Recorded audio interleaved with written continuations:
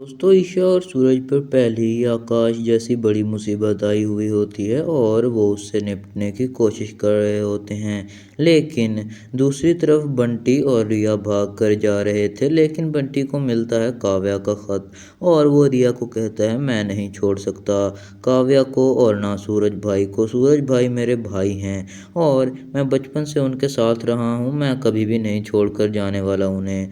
तुम रिया मेरी बात मानो, हमारे घर वालों की भलाई इसी में है। सूरज भाई ने आज तक मेरी जितनी मदद की है मुझे चाहिए कि मैं उनका कर्ज उतारूं। लेकिन रिया कहती है बंटी तू एक बार थोड़ा सा सेल्फिश हो जा, हमारे बारे में सोच, हम दोनों एक दूसरे से मोहब्बत करते हैं। लेकिन वो कहता है सूरज भाई ने मेरे हर बुरे वक्त में मेरा साथ दिया है, मैं ऐसा कभी भी नहीं कर सकता रिया, और तू चाहे जो सोच सोचती रहे और मैं कभी भी नहीं छोड़ के जाने वाला सूरज भाई को, और अब मैं शादी करूंगा काव्या से। सूरज भाई की खुशी इसी में है। दूसरी तरफ आकाश वो बहुत ही ज़्यादा कोशिश कर रहा होता है मीका को वापस ले जाने की, ताकि वो अपने सारे केस जो उस पर हुए हुए हैं हटवा सके और फिर से अपनी ज़िंदगी में खुश रह सके। लेकिन सूरज नहीं लेके जाने देने वाला अमेरिका को अपन उसके साथ, और वो बहुत ही ज़्यादा प्यार करते हैं अमेरिका से और उसे वो कहीं भी नहीं जाने देने वाले।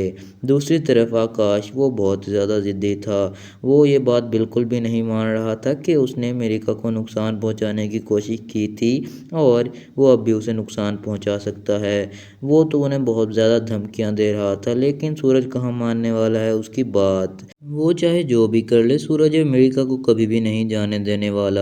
लेकिन आकाश उसने उनसे शर्त रखी थी कि अगर तुम मेरे ऊपर हुए हुए सारे केस वापस ले लो तो मैं ये सब कुछ छोड़कर चला जाऊंगा और फिर से अपनी ड्यूटी पर चला जाऊंगा। लेकिन वो ये बात बिल्कुल भी नहीं मान रहा होता सूरज। ईशा कहती है सूरज मैं अपनी नौकरी भी छोड़ने को तैयार हूँ और इस पर हुए हुए केस भी वापस ले लूँगी, लेकिन मैं इसे अमेरिका को नुकसान पहुँचाता हुआ बिल्कुल भी नहीं देख सकती।